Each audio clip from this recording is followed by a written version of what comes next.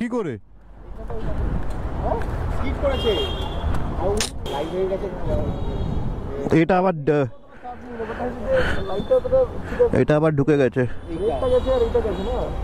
ব্রেকটা তো পুরো গেছে আমরা এখন গ্যারেজের সামনে বসে আছি আর কোনো গিয়ে ব্রেকফাস্ট নিয়ে আসলে কি করবো 8:30 বাজে খিদেও পেয়েছে এখন বসে আছি কখন এই গ্যারেজ খুলবে 9:30টার সময় বলেছে এখন বাজে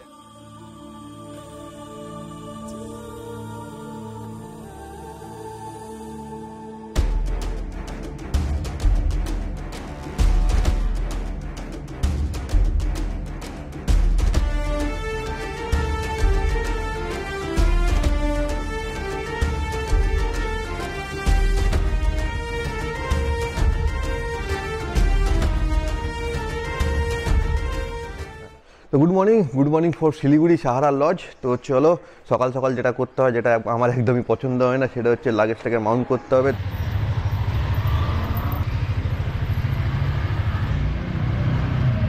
তো চলো বন্ধুরা, ফাইনালি আমরা সাহারা লজ থেকে বেরোলাম। একটু লেট হয়ে গেল, ভেবেছিলাম 6:30টার মধ্যে বেরোবো, এখন টাইম হয়ে গেছে 7:35। একটু তো জ্যাম লাগবেই, যেহেতু আমাদের বাজারের মধ্যে দিয়ে বেরোতে হবে। এই কোলাখাম যাবার শিলিগুড়ি থেকে দুটো রাস্তা আছে। তো একটা রাস্তা হচ্ছে যেটা গাজলডোবা হয়ে যায়, কিন্তু গাজলডোবা দিক দিয়ে প্রবলেমটা কী হচ্ছে, একটা জায়গায় রাস্তাটা বন্ধ আছে, আমরা খোঁজ নিলাম, তো সেই কারণে ওই রাস্তা দিয়ে যাব না। আর আরেকটা রাস্তা যেটা আছে সেটা হচ্ছে সেবক দিয়ে, মানে সেবক কালীবাড়ি সেবক ব্রিজ, মানে করোনেশন ব্রিজ দিয়ে ডান দিক চলে গিয়ে ওপার দিয়ে যাওয়া যায়। তো আমাদের ওই রাস্তাটাই নিতে হবে। কি হয়েছে কি হয়েছে সবিক পড়েছে কি করে? স্কিড করেছে হঠাৎ করে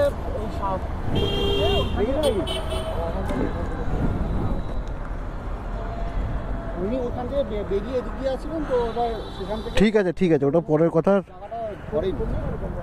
আমি পিছনেই ছিলাম, লেগেছে ওনার? ঠিক আছে ভাইয়া, আর কি করা যাবে, একটা ছোট্ট অ্যাক্সিডেন্ট হয়ে গেছে সকাল সকাল। তো তুইও খা, তুইও তো পড়েছিস, টাইট দিতে হবে নাট। না না সাইকেলটা এরকম ভাবে করছে, ও ব্রেক পেয়েছে, ওটা হয়নি। লাইটটা ঠিক আছে, লাইট হয়ে গেছে এটা আবার ঢুকে গেছে ব্রেকটা তো পুরো গেছে।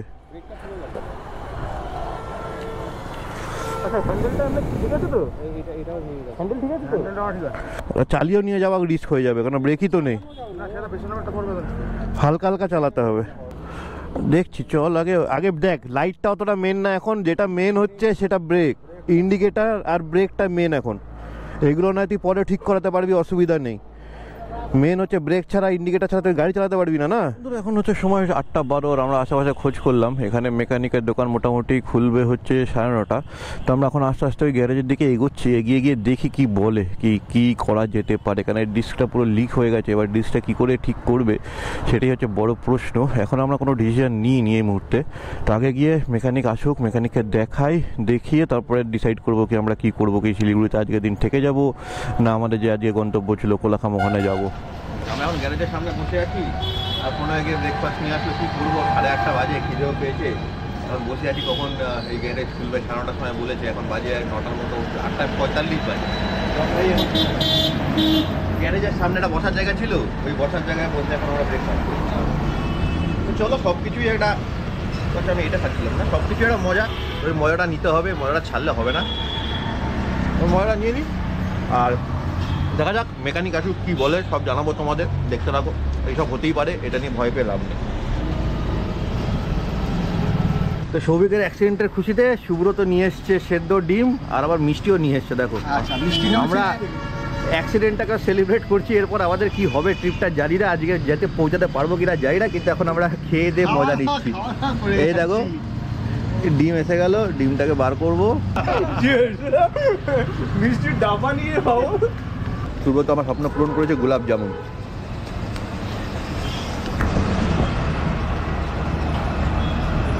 লাইফে যে কোনো সিচুয়েশনকে এনজয় করতে হয়, ভয় পেয়ে বসে গেলে হবে না, বা টেনশন নিয়ে তো লাভ নেই। তো আমরা এখন এই বসে আছে শিলিগুড়ির মাঝখানে একটা গ্যারেজের সামনে, বন্ধ গ্যারেজ, খুলবে কিছুক্ষণের মধ্যে। আমরা খাওয়া দাওয়াই করে যাচ্ছি তখন থেকে, কিছু করার নেই যখন। হ্যাঁ, এবার দেখি তাহলে সুব্রত চাটা নিয়ে আসি, চাও খাই, সবই খেয়ে যাচ্ছি, একটু বোঝে বোঝে এনজয় করে যাচ্ছি। এটাই হচ্ছে ট্রিপ। সবসময় সব কিছু প্ল্যানের মতো হয় না, কিছু কিছু জিনিস প্ল্যান হয়ে যায়, কিন্তু ওই জায়গায় টেনশন প্যানিক নিয়ে লাভ নেই। সিচুয়েশনটাকে অলওয়েজ হাসি মুখে নাও, এনজয় করো, দেখবে লাইফে বেশি মজা পাবে। ফাইনালি আমরা এই দোকান থেকে বাইকটা ঠিক করলাম, বাবা বিশ্বকর্মা অটো বাইক পয়েন্ট, সেবক রোডের ওপর। মোটামুটি হয়ে গেছে, ডিসটাও ঠিক হয়ে গেছে, টুকটাক যেগুলো ঠিক করা যায় ওগুলো ঠিক করে নিচ্ছি। যেগুলো ঠিক হচ্ছে না, মানে এই জায়গাটা একটা ভাঙাচোরা হয়ে গেছে, এটা ঠিক করা যাবে না। হেডলাইটটা মোটামুটি আটকে নিয়েছি, লাইট সবই জ্বলছে। আশা করি এইভাবে আমরা পৌঁছে যাব, দেখা যাক কী হয়। আমাদের কাজ পুরো হয়ে গেছে, এবার আমরা বেরোচ্ছি এই সেবক থেকে। ফাইনালি আমাদের রাইড শুরু হয়ে গেছে। আর এখন ঘড়ি কাটার সময় হচ্ছে সকাল 11:03, যেটা আমরা 7:30-8টার সময় বেরিয়েছিলাম, সেটা ফাইনালি 11:03 শুরু হচ্ছে। বাট আলটিমেটলি শুরু হচ্ছে। আর ওর বাইক ঠিক হয়ে গেছে, ওর বাইক চলার মতো হয়ে গেছে। আশা করি এই পুরো ট্রিপে ওর বাইকের জন্য কোনো প্রবলেম না হয়। তো এখনও এইদিকে রাস্তা কাজ চলছে, মানে সেবক থেকে যখন আমরা NH10-এর দিকে যাচ্ছি তখনও কাজ চলছে। তো এইদিকে সাইডে ছোট্ট একটা রোড আছে, আশা করি এইদিকে রোডটা যখন হয়ে যাবে তখন এই জায়গাগুলো আরও ভালো হয়ে যাবে। বাট এই মুহূর্তে তো এরকমই অবস্থা। Mahananda wildlife sanctuary.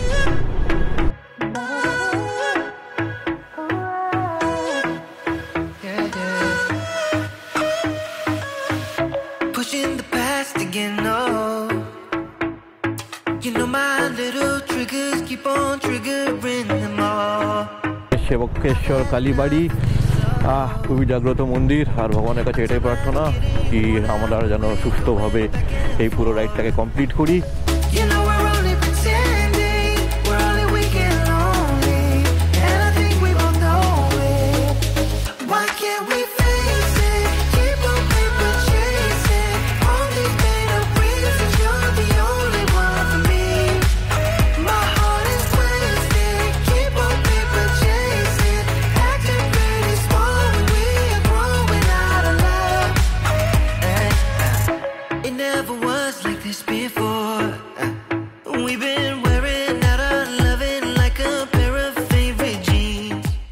আমরা একটা অসাধারণ সুন্দর একটা ক্যানাপির মাঝখান দিয়ে যাচ্ছিলাম, দুদিকে জঙ্গল, সামনে পাহাড়। তো এই মুহূর্তে সামনে দেখো কি লেখা আছে, লাভা 41 কিলোমিটার, পাপড়া খেতি 17, গরুবাথান 1 কিলোমিটার, আলাগড় 59। তো গরুবাথানটা মনে হয় আমরা কাছাকাছি এসেই গেছি। চলো আমরা গরুবাথান থেকে আর 1 কিলোমিটার দূর আছি, ঢুকে যাই গরুবাথানে। আর বাপরে বাপ কি মোটা মোটা সব গাছ, কি বড় বড় সব গাছ। একটু সাবধানে যেতে হবে, রাস্তাটা মনে হচ্ছে একটু ভালো না।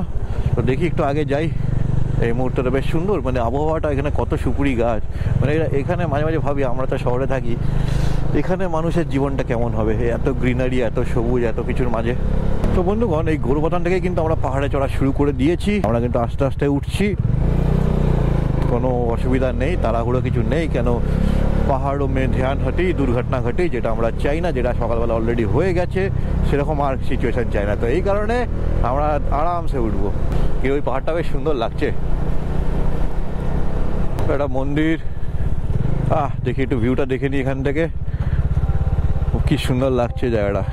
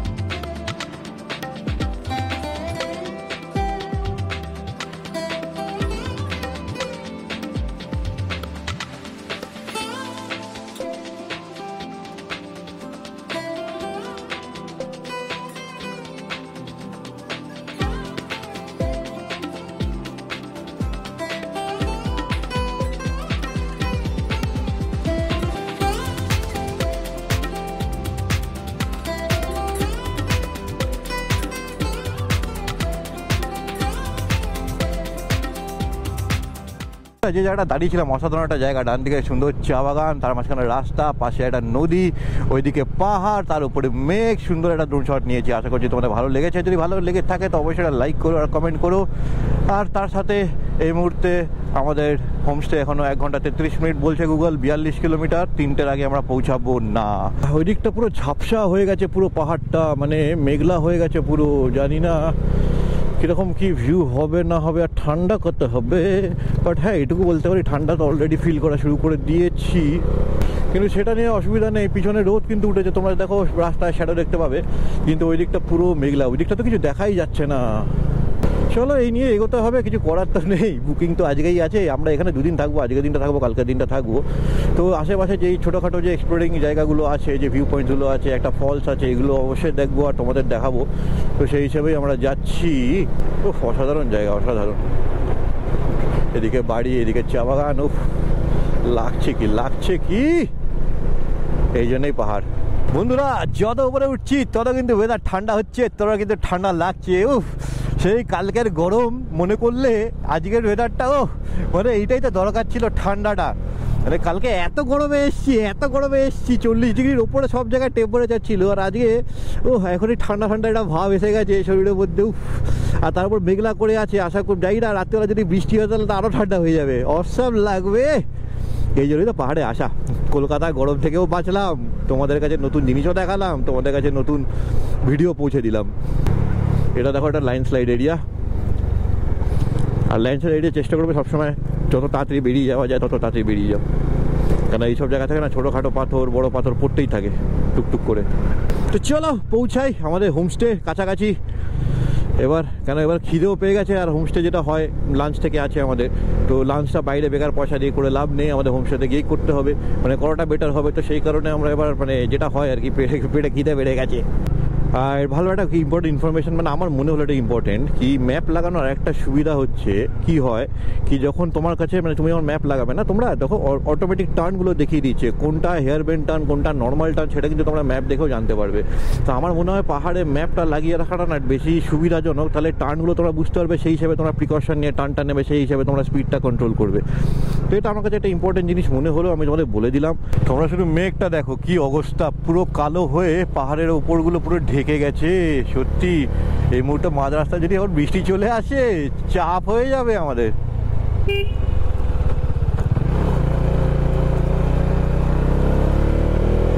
বাজে মেঘ করেছে, খুব বাজে মেঘ, তাড়াতাড়ি পৌঁছাতে হবে। এখনো আমাদের হোমস্টে দেখাচ্ছে 1 ঘন্টা 7 মিনিট, তার মধ্যে যদি বৃষ্টি চলে আসে সত্যি চাপ হয়ে যাবে। আবার সব রেনকোট বার করো, রেন কভার বার করো, সব কিছু করে লাগানো। এর থেকে আগে রুমে পৌঁছাই, তারপরে না একটু বৃষ্টি হোক, কেন এমনিতে আমরা রুমে পৌঁছানোর পর আজকে কোথাও বেরোতে পারবো না, কারণ আমাদের পৌঁছাতে 3টে 3:30 বেজে যাবে।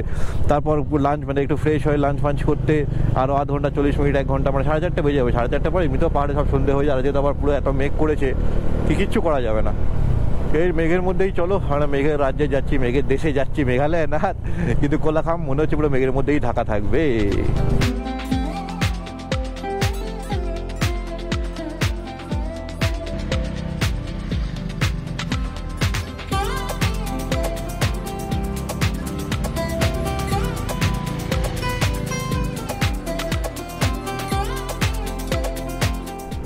আমরা একটা শহরতলিতে ঢুকেছি, মোস্ট প্রবাবলি এটা লাওয়া, আর এখান থেকে আমাদের নিয়ে নিতে হবে ডান দিক কোলাখাম যেতে। আমার তো মনে হচ্ছে এটা লাওয়াই।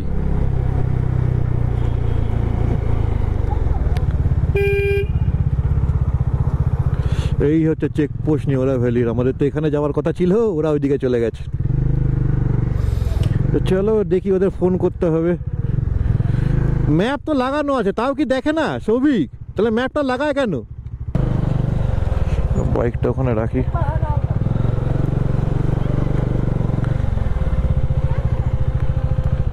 कोलाखाम जाना है? हाँ हाँ, अरे मालूम है। 4 आदमी है, 2 आदमी उधर भाग गया, मैप लगाया फिर भी भाग गया। 4 গাড়ি है। কি করলো, নাম গাড়ির নাম্বার লিখে নিল, তার সঙ্গে পার বাইক 200 টাকা করে টিকিট কাটতে হলো। এই হচ্ছে টিকিট, 200 টাকা এন্ট্রি টিকিট। এই টিকিটগুলোর যত্ন করে রেখে দিতে হবে। চলো এবার আস্তে আস্তে এগোনো যাক। বাইক না গাড়ি নিয়ে আসলেও একটা গাড়ি 200 টাকা করেই নেয়। ওর মধ্যে তোমরা 2 জন থাকো, 5 জন থাকো, 10 জন থাকো, কোনো অসুবিধা নেই, কিন্তু 200 টাকা দিতে হবে, যেহেতু আমরা বাইক নিয়ে এসেছি ইন্ডিভিজুয়াল 200 টাকা করে দিতে হয়েছে। চলো, আর তোমরা তো জানোই কোলাখামের রাস্তা কিন্তু খুব একটা ভালো না। এইখান দিয়েও একটা আমি যতদূর জানি, হ্যাঁ এখানে একটা ভিউ পয়েন্ট আছে, কোলাখাম, লাভা, রাচেলা, এনভিপি, এনভিএনপি, কিছু একটা ভিউ পয়েন্ট আছে। আমি কোনো একটা ভিডিওতে দেখেছিলাম, ইচ্ছা আছে দেখি যদি যাওয়া যায় এই রাস্তাটাতে, মেবি লোকাল কোনো গাড়ি ফাড়ি ভাড়া নিয়ে যদি যাওয়া যায়। আর পুরো পাইন বনে ঘেরা। আর আমি জিজ্ঞাসা করে নিয়েছি কি এই চেকপোস্টের পরে কিন্তু কোনো ড্রোন শট নেওয়া যাবে না। চেকপোস্টের আগে যে রাস্তা দিয়ে আমরা আসছিলাম ওই রাস্তায় চাইলে তুমি তাও ড্রোন শট নিতে পারো, চেকপোস্টের ভেতরে কিন্তু স্ট্রিক্টলি প্রহিবিটেড। কোলাখামে নেওয়া যাবে, মানে কোলাখামে যেই হোমস্টে আছে বা যেই বসতি জায়গাটা আছে ওখানে নেওয়া যাবে, ওখানে কোনো অসুবিধা নেই। কিন্তু এই ফরেস্টটার মাঝে দাঁড়িয়ে যেন ড্রোন শট না নাও। এবার কি যাই না কি করে ওরা টের পাবে, কিন্তু যদি টের পায় নাকি ড্রোন কনফিসকেটও করে নেয়। মানে এটাও করা যায়, কোলাখামে থাকা যায়, লাভাতেও থাকা যায়। লাভাতে থেকেও যে কোলাখামের সাইট সিনগুলো আছে, ছাঙ্গে ফলস বা যে ভিউ পয়েন্টগুলো আছে ওগুলো যাওয়া যায়। সিমিলারলি কোলাখাম থেকেও লাভার যে মোনাস্ট্রি আছে, লাভাতে মোস্ট প্রবাবলি একটাই আছে দেখার জিনিস, যেটা হচ্ছে লাভা মোনাস্ট্রি, যেটা আমি এককালে দেখেওছি। মানে আমি যখন হানিমুনে এসেছিলাম ওয়াইফের সঙ্গে, তখন আমি আমার ওয়াইফ এসেছিলাম লাভার মোনাস্ট্রিটা দেখতে, কারণ ওটা খুব পুরনো একটা মোনাস্ট্রি। তো এই হচ্ছে রাস্তা, এখন পুরো পাথরের রাস্তা হয়ে গেছে। তো তোমরা যদি সিলেরিগাঁও বা চটকপুর গিয়ে থাকো, তো রাস্তাটা মোটামুটি সিমিলারই মনে করো, যেরকম চটকপুর বা সিলেরিগাঁওয়ের রাস্তা হয় ওই রকমই এটাও, খুব বেশি ভালো কিছু না, একই রকম পাথর দেওয়া, আস্তে আস্তে যাবে, ঝাঁকুনি হবে, সব হবে, কিন্তু আস্তে আস্তে যাও, কোনো অসুবিধা হবে না। দেখো বাবা, দেখো তোমরা দেখো, পুরো পাইন বনের জঙ্গল দিয়ে আমরা চলেছি, ভয়ও লাগছে, এক্সাইটমেন্টও হচ্ছে, আর চোখেটা পোকা ঢুকে গেছে। ও কি বড় বড় পাইন বন, সত্যি এখানে যদি একটু ড্রোনটা ওড়াতেই তো ব্যাপক শট আসতো, কিন্তু কী করবো, নিয়ম মানতেই হবে। তার ডমিনারে এইসব রাস্তা একটু তো কষ্টকর। তার জন্য কালকে যে আমাদের সঙ্গে কলকাতা থেকে এসেছিল শিলিগুড়ি প্রতীক এক্সপালস নিয়ে, ওই বাইকটার জন্য কিন্তু এটা পারফেক্ট রাস্তা। কিন্তু হ্যাঁ, প্রথম 2 কিলোমিটার তাও ঠিক ছিল, পরের 6 কিলোমিটার কিন্তু ফুল চ্যালেঞ্জিং। একদিকে ভালো,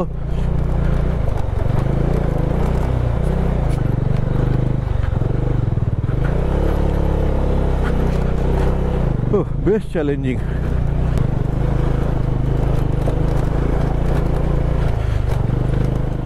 যা বাজে রাস্তা, মানে চটকপুরেও মনে হয় এতটা বাজে রাস্তা না, চটকপুরে আমার হাত এত ব্যথা হয়নি যেটা আজকে এখানে হলো। চটকপুর, ইয়েলবং বা সিলেরিগাঁও বা এইসব জায়গায় কিন্তু আমার হাত এতটা ব্যথা নেই যতটা আজকে হলো। তার মানে কি এটা সবচেয়ে খারাপ?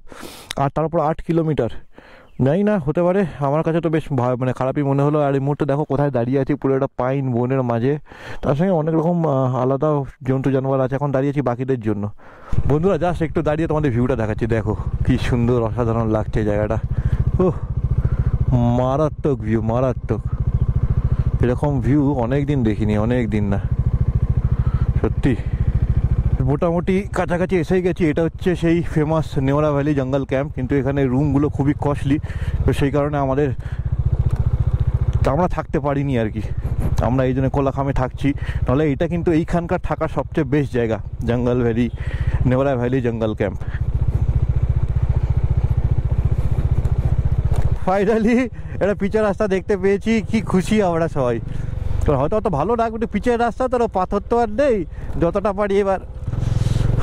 ফাইনালি আমরা কিন্তু সাকসেসফুলি কমপ্লিট করেছি, এমন না, আমরা ঠিক পৌঁছে গেছি সবাই মিলে, সব রকম বাইক মিলে, ওই রকম একটা ডেঞ্জারাস ট্রেল।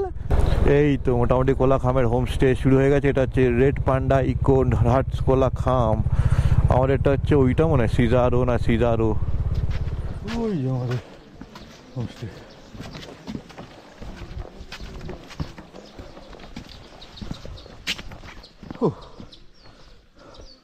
কি সুন্দর। এখনো এতগুলো সিঁড়ি উঠতে হবে, উঠে উপরে যেতে হবে।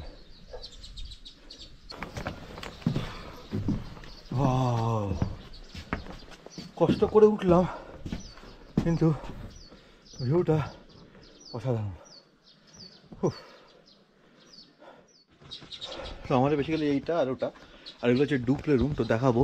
তো এই হচ্ছে রুম, সুন্দর কার্পেট পাতা, এখানে হচ্ছে প্লাগ পয়েন্ট আছে, একটা আয়না আছে, জগ আর 2টো গ্লাস, একটা টেবিল আর খাটে তো চাদর পাতা নেই, ও না এটাই চাদর, সরি, 2টো বালিশ আর 2টো কম্বল, একটা সাবান দিয়েছে, তোয়ালে একটাই দিয়েছে। ঠিক আছে, এটা মনে হয় বাথরুম।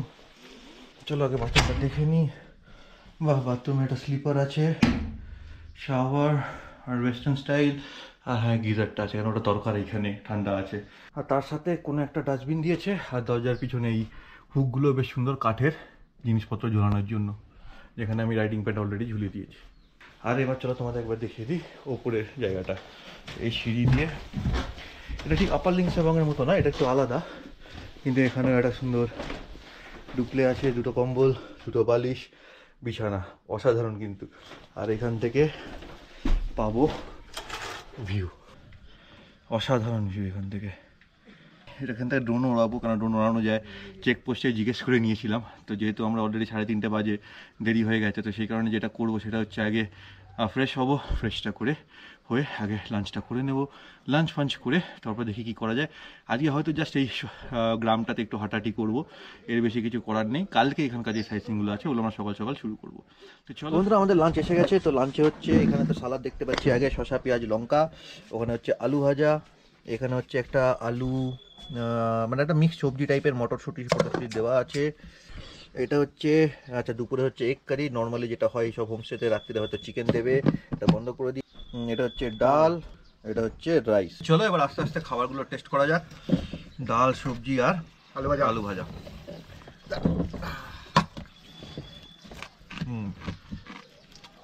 আলু ভাজাগুলো মটমটি আছে, ভাতও গরম গরম।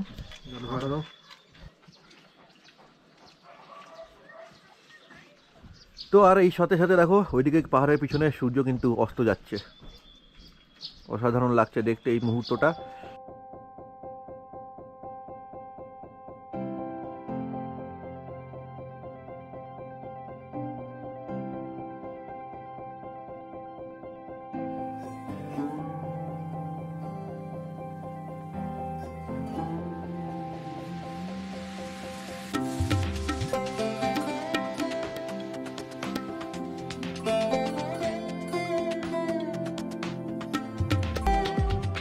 তো বন্ধুরা, আমাদের ডিনার চলে এসছে। তো ডিনার এখানে সালাদ আছে, আর হাতা ফাতাগুলো তো অবভিয়াসলি আছেই। আর তার সঙ্গে আচ্ছা, এটা হচ্ছে রাইস, গরম গরম, বাটিতে একটু নুন, কেন দুপুরবেলা খাবারে নুন ছিল না, তো আমরা আলাদা করে বাটিতে নুন আনিয়েছি। এছাড়া ডাল আছে, এটা হচ্ছে চিকেন গরম গরম। ও আচ্ছা, এখানে আবার সেই সবজি আছে একটা, এটা মনে হচ্ছে আলু বাঁধাকপি সবজি। এই হচ্ছে আমাদের আজকে ডিনার।